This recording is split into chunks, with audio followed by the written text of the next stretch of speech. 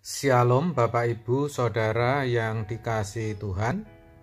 Seri pengajaran hari ini berjudul Tidak Dikuasai Dosa Lagi. Bisa tidak selama masih hidup orang Kristen tidak dikuasai dosa lagi, alias tidak berbuat dosa lagi?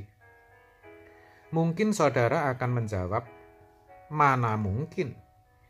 Tetapi sebenarnya hal itu merupakan keniscayaan dan sangatlah mungkin dialami atau terjadi dalam diri orang Kristen.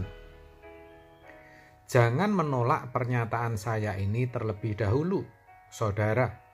Tetapi mari terlebih dahulu kita renungkan apa yang dituliskan dalam kitab Roma 6 ayat 14. Demikian, sebab kamu tidak akan dikuasai lagi oleh dosa, karena kamu tidak berada di bawah hukum Taurat, tetapi di bawah kasih karunia.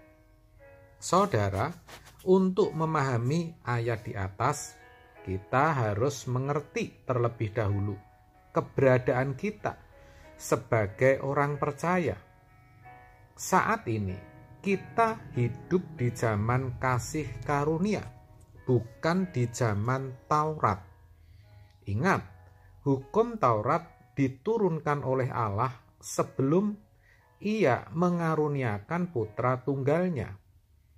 Taurat ada sebelum Injil. Taurat diberikan kepada Musa untuk menuntun bangsa Israel agar kembali kepada Allah yang benar dan tidak lagi menyembah kepada Allah atau dewa-dewa lain yang banyak bermunculan pada waktu itu. Melalui hukum Tauratlah bangsa Israel bisa mengenali kesalahan dan dosa-dosanya. Itulah sebabnya mereka hidup di bawah hukum, yaitu hukum Taurat. Akibatnya, setiap dosa selalu mendatangkan hukuman. Maka, sebagai sarana untuk menyucikan mereka dari dosa, diadakanlah korban atau hewan, maksud saya korban hewan atau ternak sembelian. Penyembelian hewan ternak dilakukan berkali-kali, yaitu setiap kali mereka berbuat dosa. Dosa selalu membayang-bayangi hidup mereka. Sedangkan kita berbeda. Kristus telah mati bagi kita sebagai korban penebusan dosa yang sesungguhnya, sekali untuk selama-lamanya dan sempurna. Itulah kasih karunia, saudara. Dengan demikian, semua dosa sudah ditanggung oleh darah Kristus. Dan ketika kita percaya kepadanya, karena dosa kita telah ditebus, kita sesungguhnya telah mati bagi dosa. Kita tidak dikuasai lagi oleh dosa, yang mana artinya seharusnya kita tidak berbuat dosa lagi. Perhatikan, kalau saya katakan tidak berbuat dosa lagi, bukan berarti tidak bisa berbuat dosa loh. Bisa, tetapi seharusnya tidak akan. Kenapa? Karena kita tidak lagi berada di bawah hukum Taurat, tetapi di bawah kasih karunia.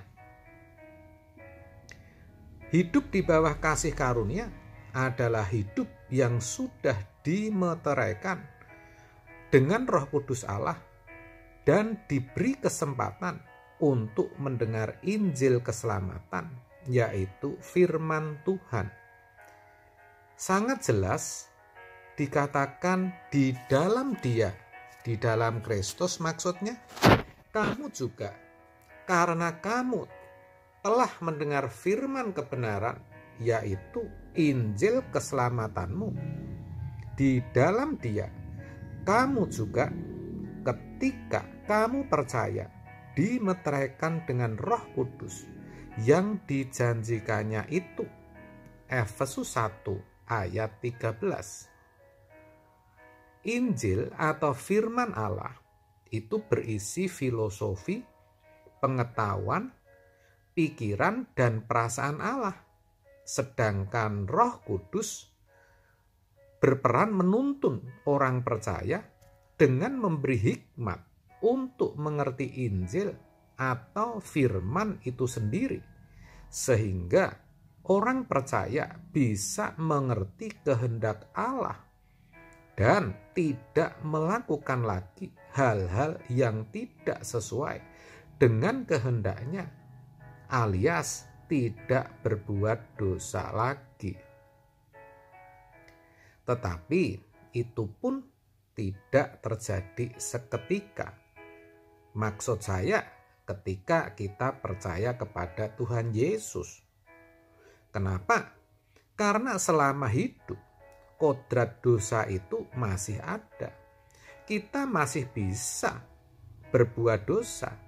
Kita masih cenderung berpotensi untuk berbuat dosa. Tetapi ketika kita hidup dalam tuntunan firman-Nya, kita tidak akan dikuasai oleh dosa lagi. Sebaliknya, dosalah yang kita kuasai. Maksudnya, setiap kali kita akan berbuat dosa, kita akan memilih untuk berkata tidak. Itu semua bukan kekuatan kita, tetapi oleh firman dan Roh Kudus. Itulah kenapa dalam ayat perenungan kita di atas dikatakan kita tidak lagi dikuasai oleh dosa karena berada di bawah kasih karunia. Jadi jelas sudah sekarang saudara bahwa sangatlah mungkin bagi orang Kristen atau orang percaya untuk tidak dikuasai dosa lagi. Amin. Tuhan Yesus memberkati.